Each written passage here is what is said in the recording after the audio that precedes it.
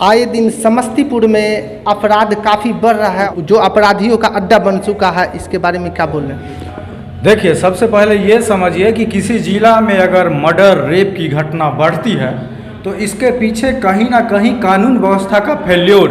आज समस्तीपुर जिला के किसी भी थाना क्षेत्र में चले जाइए, आपको मर्डर की घटना, रेप की घटना, लूट की घटना, शराबबंदी का तो छोड़िए दीजिए, हर एक गली हर एक मोहल्ला में जो है सो शराब बिक रहा। देखिए, बीते कुछ महीनों में रेप की इतनी ज़्यादा घटना हुई, लेकिन आरोपी की गिरफ्तारी नहीं के बराबर हुई। कहीं कहीं पे एकाध नाम मात्र पकड़ करके खाना पूर्ति कर दिया गया, जिस वजह से दूसरे उपद्रवी तत्वों में, गलत तत्वों को ये लगा कि भाई यहाँ पे रेप करो चाहे कुछ करो, कोई पकड़ता तो है ये नहीं है। इसीलिए यहाँ पे रह रह के दो दिन पे जघन्य बलात्कार का जो है सो घटना आया है। ताज़ा में आप देखे थे कि रोसड़ा में जो है सो एक उप प्रमुख जो सम्मानित पद पे रहा, राजा सिंह, अपने आप में दबंग है, पॉलिटिकल पहुंच वाला है, वो एक दलित बच्ची, नाबालिग बच्ची, 12 साल की मासूम बच्ची को सड़क पर से खींच करके बलात्कार करता है और आज तक उसकी गिरफ्तारी नहीं होती। सोचिए तो दूसरे जो गलत लोग हैं, उनके चेले चपाटी हैं, वो क्या सोचेंगे, हमारा जो बॉस है वो किया, उसको कुछ होबे नहीं किया तो हम करेंगे तो काहे नहीं होगा। नतीजा ये हुआ कि 4 दिन पहले वो रेप होता है। कल शाम में देखिए वहाँ समस्तीपुर में एक बच्ची जो रेडीमेड कपड़ा के दुकान में काम करती है, एक बच्ची जो अपने गरीब परिवार का पेट पालने के लिए दुकान में मेहनत मजदूरी करती है, दिन भर काम की थकान के बाद वो साइकिल लेकर के वापस आ रही थी और उसको 3 दरिंदा जो कि घात लगा के बैठा हुआ था, उसको पता था कि लड़की दुकान से छुट्टी होगा, निकलेगी, इसी रास्ता से जाएगी। और ऐसी वैसी जगह पर नहीं, विभूतिपुर प्रखंड का सबसे ज़्यादा भीड़ भाड़ वाला जगह है सिंगिया घाट, उसके बगल में पार्क है, वहाँ पे घात लगा के लड़की के मुंह में कपड़ा ठूस करके और उसको खींच करके ले जाता है जंगल में और गैंग रेप करता है और एक आरोपी वीडियो बनाता है। और सोचिए 3 दिन हो गया, वो गरीब परिवार का एक भी आरोपी गिरफ्तार नहीं हुआ।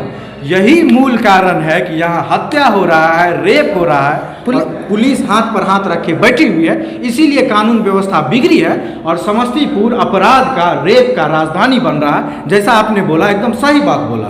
पुलिस प्रशासन को दारू माफिया को पकड़ने से फुर्सत नहीं मिल रहा है और पुलिस का मनोबल घट गया और अपराधियों का मनोबल बढ़ गया। पुलिस को दारू माफिया को पकड़ने से फुर्सत ही नहीं मिलता है, अपराधी को कौन पकड़ेगा? सबसे पहले एक चीज़ आपको बताते हैं, पुलिस जिसको पकड़ती है वो दारू माफिया नहीं होता, वो सब रिटेलर रहता है। माफिया सब तो वो है जो ट्रक मंगवाता है। आप देखिएगा कि पुलिस जो पकड़ती है 5 कार्टून के साथ, 4 कार्टून के साथ, 2 बोतल के साथ, ये उसको पकड़ती है पुलिस जो थाना में महीना नहीं पहुंचाता है, कमीशन नहीं पहुंचाता है। ऐसे ऐसे को खोज करके पुलिस पकड़ती है और उसके बाद धारा कमज़ोर कर देती है, FIR में जो है सो मिस्टेक करके उसको जल्दी से जमानत दिलवा देती है और उसको कह दिया जाता है कि इस बार तुमको हम बकस दिए, लेकिन आगे से थाना में पैसा नहीं पहुँचा तो आगे से तुमको जो है सो जेल में रहना पड़ेगा। और इस तरह से नया कंज्यूमर पुलिस बना लेती। माफिया पे अगर कार्रवाई हो जाती, सोचिए बिहार या समस्तीपुर का कौन ऐसा टोला है, कौन ऐसा गांव है, कौन ऐसा कस्बा है जहां पे शराब नहीं बिकता।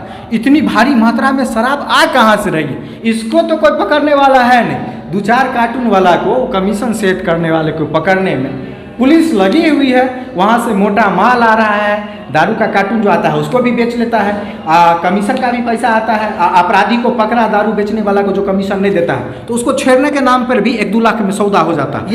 ये धंधा बन चुका है। ये दलित परिवार की लड़की का 3 आदमी मिलकर के इसका रेप किया, ठीक है। क्या लगता है कि पुलिस प्रशासन जितना जल्द हो सके इसकी गिरफ्तारी कर पाएगी? अरे भैया, रोसड़ा DSP साहब के ऑफिस के बगल में एक उप प्रमुख रेप करता है एक दलित बच्ची का। DSP साहब को 1 मिनट का फुर्सत नहीं होता है कि उस मोहल्ला में जाएं और दलित परिवार की लड़की है, 3 आदमी मिलके उसका रेप किया। सिर्फ उसका कसूर इतना है कि वो गरीब परिवार से है, दलित परिवार से है और जिस जगह लड़की सदर अस्पताल में एडमिट है, ठीक 500 मीटर की दूरी पर DM साहब का आवास है, SP साहब का आवास है, बगल में कोर्ट परिसर है। अरे भैया सुनिए, हम क्या बता रहे हैं, देखिए, कानून जो है ना, यहाँ पे कानून अमीरों के लिए, कानून दबंगों के लिए है, कानून जो है पैरवी वाले रसूख वालों के लिए, विधायक के लिए है, ठेकेदार के लिए है, नेता के लिए है।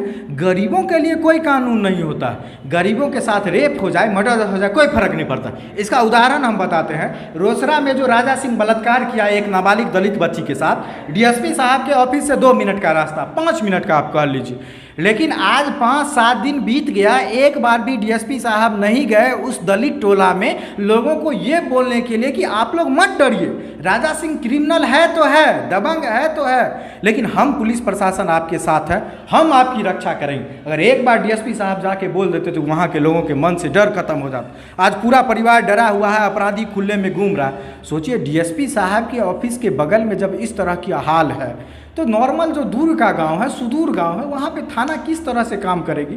गरीब आदमी के पास घूस देने के लिए पैसा नहीं होता है, पैरवी नहीं होता है, उसके लिए कोई नहीं आगे आता है, न नेता न विपक्ष। इसीलिए वो लोग घुट घुट के रह जाते हैं। और निश्चित रूप से इसी वजह से रेप करने वाले, मर्डर करने वाले का मनोबल बढ़ा हुआ है और बार बार ये घटना घट रही। एक लाइन में समझ लीजिए, अगर पुलिस प्रशासन ईमानदारी से चाह लेगी तो एक चींटी, एक पत्ता तक भी नहीं खसक सकता है समस्तीपुर जिला में। लेकिन यहाँ पे धंधा है प्रशासन का, पैसा कमाने का, माल उगाही का धंधा है पुलिस प्रशासन का। तो गरीबों का क्या हो रहा है ये कोई ज़्यादा फर्क नहीं पड़ता। कितना थाना को इनकम आ रहा है और कितना बड़े अधिकारी तक पहुँच रहा है, यही कानून व्यवस्था है, यही पुलिस राज।